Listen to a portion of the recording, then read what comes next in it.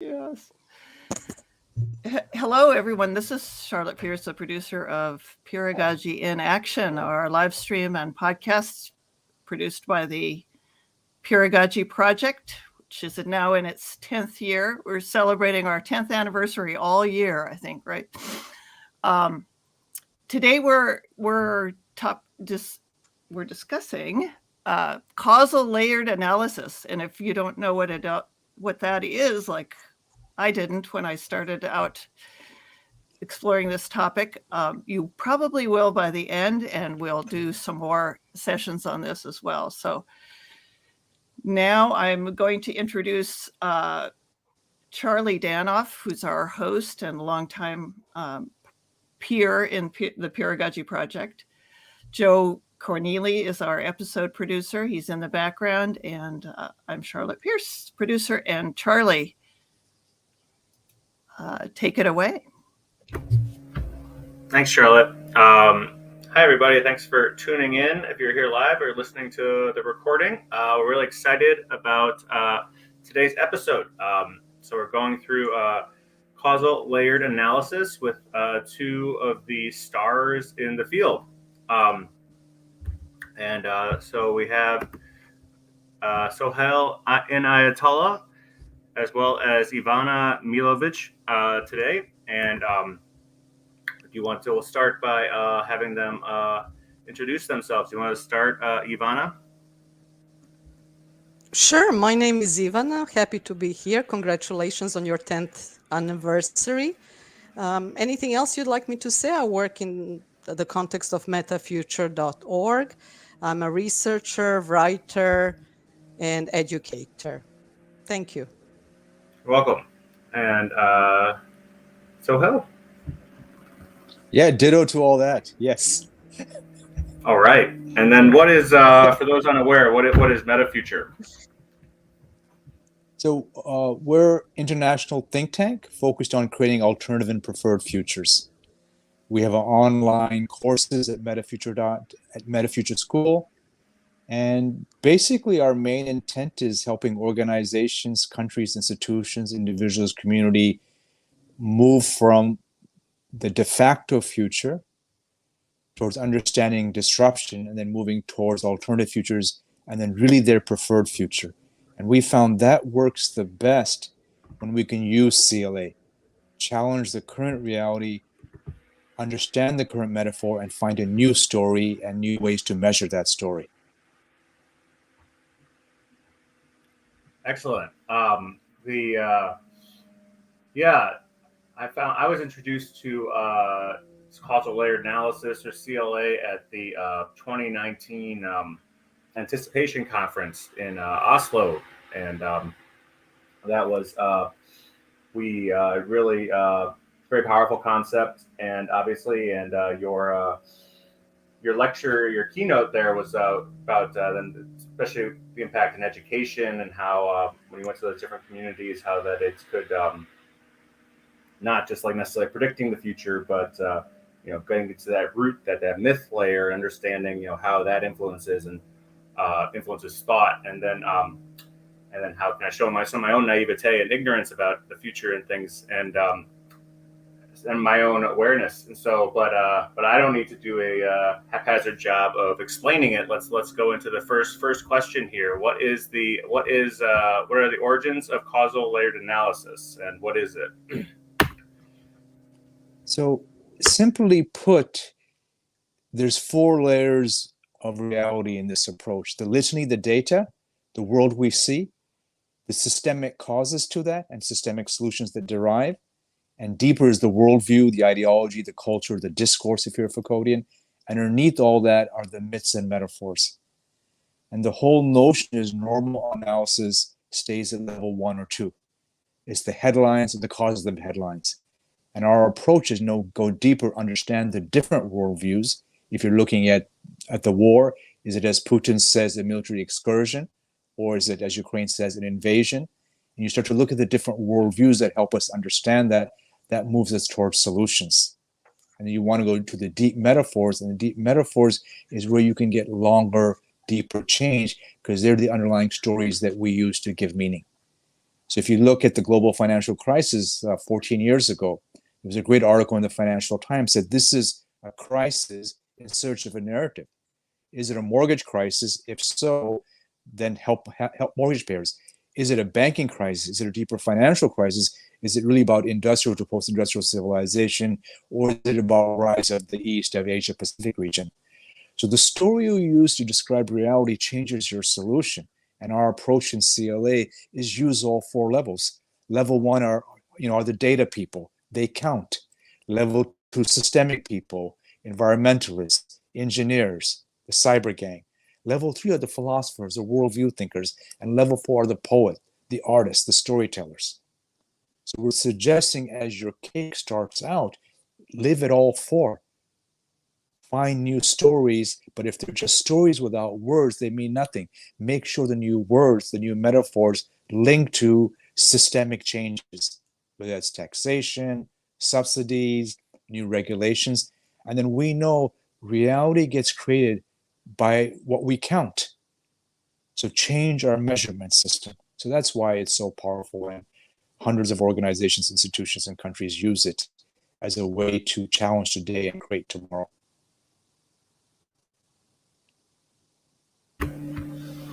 Thank you. And I think Ivana, you did you were grabbed by this concept and did your PhD thesis on it, right? You want to talk about that a little bit? Yes, definitely. I mean, the way I understand CLA, it is both a theoretical framework and it is a research method, and it is integrative method. So for me personally, I'll start with personal and then I'll go professional. I had epiphany when I was in my teenage years, and I realized that anytime people talked why we can't have gender equality in our society, they were going back to two basic stories. One was religious and the other one was scientific.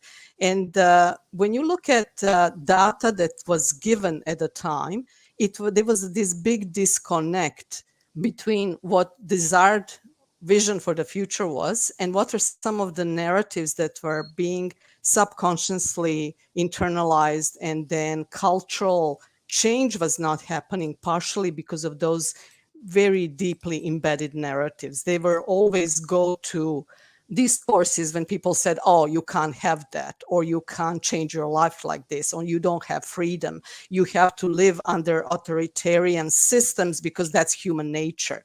So anytime a narrative is used like that, it always has implications. So Sohail was already saying something about framing of the conflict. So depending on how you frame the conflict, whether it's aggression by Russians, by Russia, by Russian government, by Putin government, you will have different strategies immediately being proposed from there. So for my PhD thesis, I was looking at futures of education.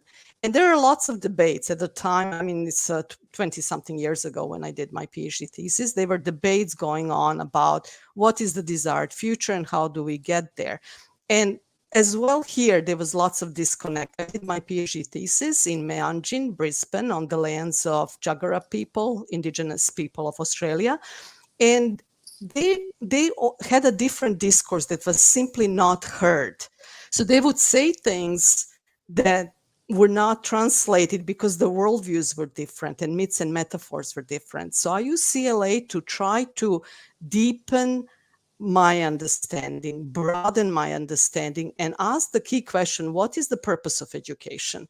Why are we educating? Is education for human capital formation? Is it to get students and children jobs? Is it access to information, or is it about something else? And indigenous people are very clearly saying it's about human and cultural survival. That is the purpose of education. That is our vision. So if you introduce different policies in place that are going to bridge the gap between indigenous population of Australia and mainstream education population of Australia, you need to take into account the worldviews and myths and metaphors those different groups operate. And obviously, when you come from marginalized social spaces, CLA makes so much sense because people who live on the margins of society due to their gender, disability, or cognitive differences or any demographic differences, usually they are told the story about themselves because power always defines. So people who are marginalized have their identities defined to them by those outside of them who are more powerful. But then they know their own story, their own lived experience.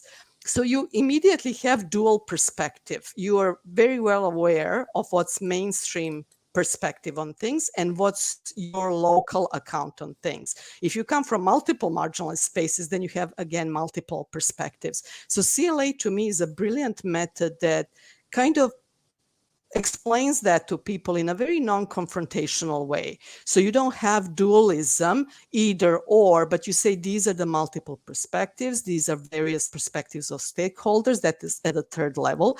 They're all informed by deeper myths and metaphors. And then when you create strategies, they're always connected with myths and metaphors and worldviews.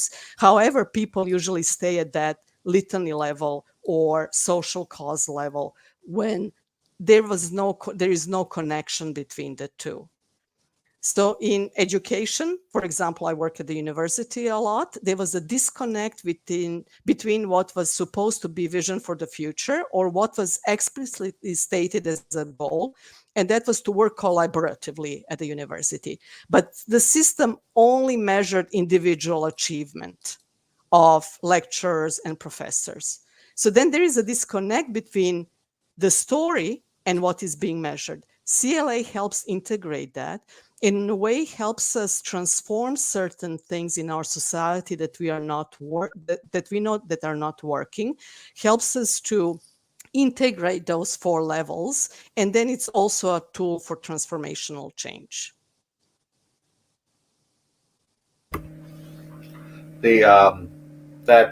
Thank you. And that, yeah, the education, thinking about lecturers or individuals being rewarded for getting publications versus what you learned about education from that indigenous group where it's about human and cultural survival. It's quite they're two very different approaches. And I think, yeah, the education metaphor, in addition to the financial crisis and the war that Sohail, that really helps illuminate the different layers and how you can get kind of stuck.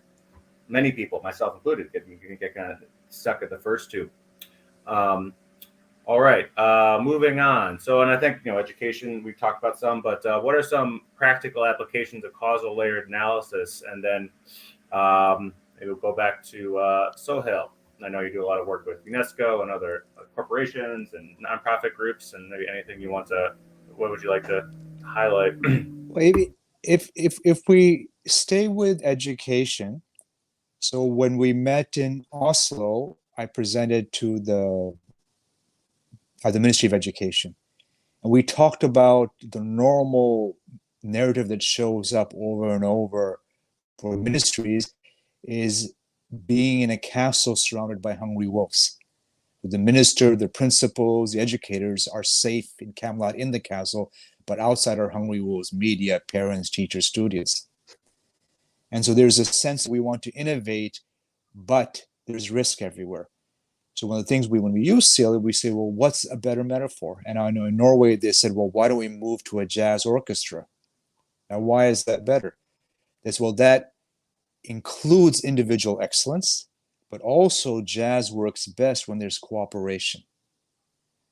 And then the role of the ministry is to actually be the director, get everyone involved, engaged. And so when we're working with many educational systems throughout the world, this comes up a lot. With students, it's right now we wear a generic suit, meaning it's 9 to 3:30, we're all the same age, we get the same curriculum. Where would you like to move? Well, tailor-made suit. Now, that's a great new metaphor for education. What does that mean in reality? Well, systemically, we want more flexible pathways. We want to learn when we want to, with whom we want to, where we want to. So tailor-made suit is we're designing education for the person as opposed to what we've had for hundreds of years, the factory being dominant, being hegemonic. So CLA then comes in and says, so we run this with students, and then of course we had principals and teachers respond. At one workshop, the students said, actually, we want the Tinder of education. And suddenly there were 60-year-old principals saying, what? What does that mean? They said, well, swipe left, you're gone. Swipe right, you can stay. And then there was this, as Ivana suggested, well, okay, that's the student view. What's the principal view? And they said, well, we still want you to be grounded in sport. We want you to be grounded in spirit, in community care. So this became the negotiation, but the important part was the student view was expressed. It was expressed as systemic changes, and it was expressed as story, and then we could move towards what's a more inclusive story that brings in their view, but it's also far more affirmative of other stakeholders. If you don't do that, you always get failure. With law enforcement, one large, I won't say which country we're working with, their national cyber strategy kept on failing. And then as we worked with the deputy commissioner, and he said, aha, it's because we believe we know best. And so we think, well, we're the best national strategy for this. And they didn't consult the stakeholders. As you start to think about stakeholders, privacy advocates says, well, we don't trust you. Citizens said, fear no evil, see no evil, not our problem. So then he understood for a strategy to work, he had to bring in the stories of the stakeholders and, more importantly, understand the story of his agency. If they really believe they know best, then it doesn't matter how many hundreds of millions you spent, and they had spent hundreds of millions of dollars. This won't lead to success because you're only seeing your world. And so futures work works best when we bring the worlds of others through their stories and through their strategies. He had an expanded strategy. Now, I called a year later to see how did it work out. You came up with this amazing strategy. He said, no, my new ideas to bring more in was correct, but the story of the organization maintained, we know best, we were unable to change. I think Ivana has some other suggestions as well. Oh, yeah, I can just add to what you were saying, Sohail, that I think what's brilliant is that you can bring multiple perspectives of various stakeholders. Like in education, going back to that topic again, you have some ideals such as child-centered education, but then you have the tension in the same institution. You have the tension as behavioral management strategy, and it's child-centered education. If it's child-centered education, then you need to really look at what does this child need? Can you understand this behavior, and can you meet the child's needs? So that's a very different, once again, approach, and there is a disconnect. And sometimes this diversity is at a very superficial level. I remember one time my daughter was given a book about princesses. There were like 12 different stories. And at a surface level, those stories were different. They were different princesses. They looked differently. They did different things, etc. But the structure was the same, and the ending was always the same. They always ended up marrying a prince, and that was the end of the story. So we say we bring diversity, but it's really no diversity. It's all the same stuff at that structural pattern level.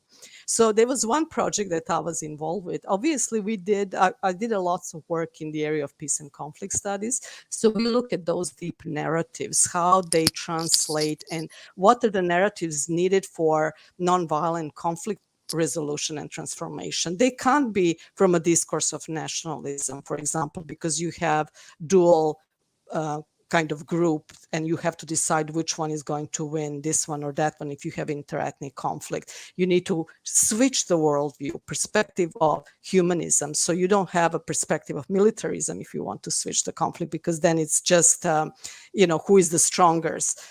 You ask different questions, and you can only ask different questions if you introduce different worldview.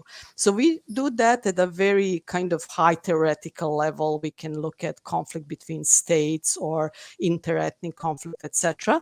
But we also work with various governmental organizations or NGOs. I work with quite a number of NGOs. And also at the personal level with individuals.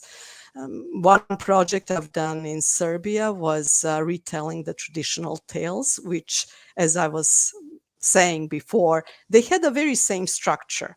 Enemy is always the other ethnic group. Girls are always powerless and they're waiting to be rescued. Boys have to resolve conflict through violent means if they want to kind of practice their masculinities, and so on and so forth.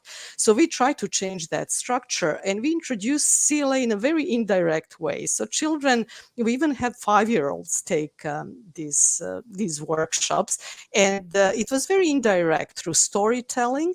They were doing their own activities, and the point was to introduce, I mean, we didn't introduce traditional tales because everybody knows them, but we introduced alternative ones with alternative ending, with alternative, a little bit of a surprise there. And then we invited students to write their own stories. And through that very simple process, here is the dominant narrative, here is the alternative. Now come up with something you yourself are passionate about. How can you resolve this situation in the story? Children came up with very creative solutions, something that made sense to them. And then in that way, future is opened up, and you remove some of the obstacles which force us to keep on going in a direction we don't want to go. That disconnect between desired future and strategies we put in place is kind of minimized. So those are just some examples. Oh, those are great. I imagine please. I mean, just to add to that, Ivana has a series of new books called The Heroine's Journey, The Goal Maker, The Future Maker, and The Peacemaker. Oh, nice. And they're actually saying, okay, well, let's rewrite these stories as projects. Oh, wow. But also as a way to inspire and recreate. So CLA can be used with organizations. It can be used with institutions. And now when I look at you folks, you've actually changed it. The old world was the lecture. The worldview is pedagogy. The metaphor is professor knows best. You've shifted it to already a peeragogy, meaning we all create together. And instead of the lecture, it's now peer-to-peer. So today I was working with Interpol, and we had a discussion, and the Interpol story is the Red Notice. It's basically association of international, of nations. But we know the crisis we're facing, climate change, the decline of the nation state, rogue nations, suggests that we have to transform it. So I suggested, well, maybe we need to move to an Earth pole. As we talked more, that the more and more security agencies are starting everywhere, I said, actually, your role is the connector and the regulator of all the new security agencies. As we face more crises, we need trusted international organizations that actually can do conflict resolution, peacekeeping, that actually are beyond the nation state. So this became that CLA was then used to discuss, Interpol, Red Notice, let's move towards Earth Pole, policing the greens, and then really, as the world gets even more complex, we need new institutions. And I can see you're doing that already with pedagogy to peeragogy. So congratulations. Thank you. No, thank you. Those are, I mean, tons of, obviously, we're going from education, and I imagine those little girls in Serbia, they wrote different stories with different endings than the ones that they've been presented. And connecting all the stakeholders, something that really, hearing all the voices, really, really important. Yeah, definitely pedagogical. And then I think, well, and you mentioned, Sohail, about the future, the literal future, and maybe some new institutions. And so, how do you see the causal layered analysis playing out in the years to come, or what are your thoughts about the future of CLA? I know, in my case, what I'm really enjoying is it's called CLA of the self, basically narrative futures. And Ivana has written a few pieces on futures therapy, etc. So the idea is it's not just applying it to the external world, whether ministries, educational institutions, your organization, but to our inner world. So I know one CEO, when he took my course, he said he always knew what to do. Life was predictable. I said, what's the metaphor of that? He said, well, he's a tennis player, always knowing which court he was going to be on. He said, now, given the rate of change, given changes in everything, he never knows which court. He said, life is like you show up for a grass court, but it's a clay court. So I said, what's the better story? He said, the better story is the person who can play on many courts. Okay, good. That new story gives you now a new direction. But what's the new systemic change? He goes, I need to gain emotional intelligence. I need to learn spiritual intelligence. I need to have diversity training. I have to change. And I said, okay, that's your 10-year. Now let's go 20 years. He goes, aha, I became a CEO for the love of the game, for learning, for teaching, to make a difference. I've forgotten that. I'm just now playing to win. So his new story was the coach. And that meant reconnecting with his 5-year-old self, which was about joy and playfulness and really, contributing. So his final CLA, the first one was not knowing which court to show up. There's too many different types of court. And finally, coach, the love of the game. So CLA then is used for personal transformation. I was in Shanghai virtually last week, and they were stuck. And the person said, I'm in a prison. I said, well, we can't get you out of the prison, but we can give you new meanings for your prison. And he came up with the idea, he'll paint his prison. I said, what does that mean? He said, well, he'll connect with other people who also feel stuck. He'll write books and read things he hasn't had a chance to write. He's stuck. Let me find a way to make my stuckness blissful and joyful. So CLA is really about this inner transformation, and we hope the future is we have a book, CLA 3.0, coming out. We hope more and more apps and AI being used to help in CLA. And also, if you use CLA on AI, we're very clear the algorithms have to bring in multiple stakeholders with their stories, just as Ivana was saying. I'll pass it back to her. I'm just going to say quickly, because we are coming to an end of our conversation, that I'm hoping the future of CLA is democratization, because it started as a theoretical, methodological research type method and all that in the context of academic setting. Then it moved to organizations, businesses, governments. But more and more we've been, as I said, I've been working, and Sohail as well, we've been working with NGOs and with individuals on inner CLA. So I am working on a project with Elizabeth Hovenschild and Alexandra Izgaryan. We are trying to democratize it, also to make it more accessible even for young people, with a purpose the same. I think we're on the same kind of mission here, to move away from some autocratic hierarchical arrangements, to make it more accessible to wider audiences, and to make it more applicable, with the goal of people creating their own futures the way they like to have their futures created. So that is the whole purpose of CLA as transformative tool. Something that can be used, as I said, from 5-year-olds all the way to retirees, which we also had sometimes in workshops, people who are trying to figure out how to deal with their last or final stage in their life journey. Well, that is very exciting. From 5-year-olds to retirees to AI to government organizations to individuals. That's wow. Well, thank you both so much. Really appreciate the time and the great conversation. And now Charlotte and Joe are back here to close us out.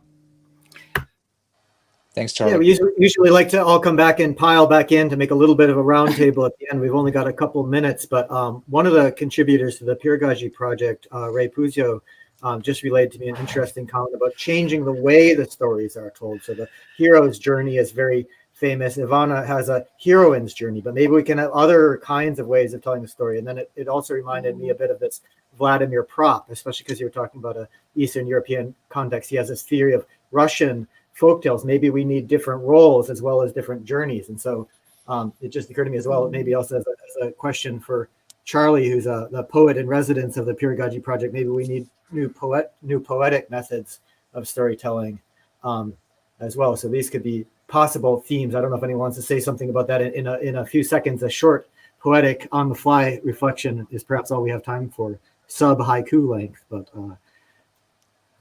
new stories linked to new systems. Yeah. There it is. Yeah, I just, as we were talking, I was thinking, like, what about, the real-time conflicts, like this all sounds like a great solution for building a better future. But, like, how do you get beyond that conflict? you just see that, you see it every day. And maybe that's a discussion for another time, but that's, I love. I think we approach that through, again, multiplicities, multiplicity of selves. So we don't just have one self within us, we have different selves, and there are competing selves here. There is a pusher one, achieving one, and then there is a lazy one. There is somebody who just wants to take it easy. And so what we do is we negotiate those multiple selves. They become stakeholders. Like when we work with organizations, you have different stakeholders in organization. This is at the level of a person, where you have competing desires and competing needs, and how do you negotiate them, and how do you create on different stories. In my personal life, I had tension between raising children and then professional work, and then, time speeding up and all sorts of things.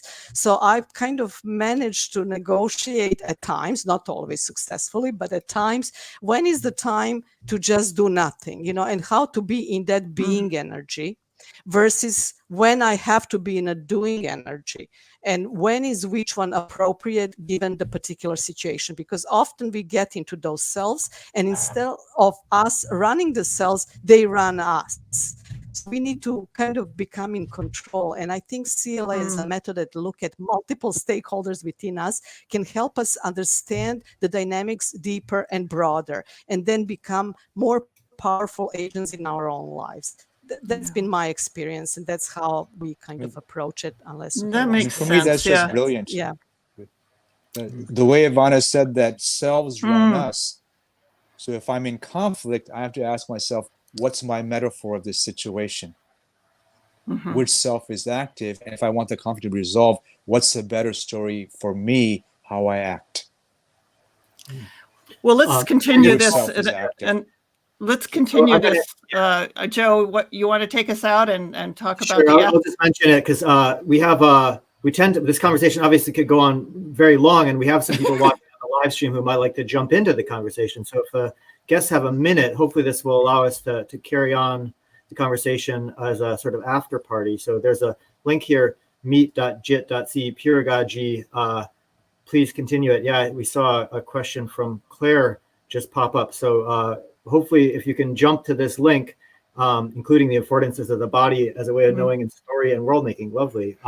So if you're willing to make the jump, many of us, I think, will be there on the after party, but I've got to run. So I'll say goodbye. Thank you so much, and hope to speak to you again sometime soon. Bye. All right. Well, thank you, Sohail and Ivana, and Charlotte and Joe for producing such a great episode. And yeah, if you're able to tuning in live and you're able to join us, met.jit.si /Peeragogy, Peeragogy. Please come and hang out. Thank you all. Thank you.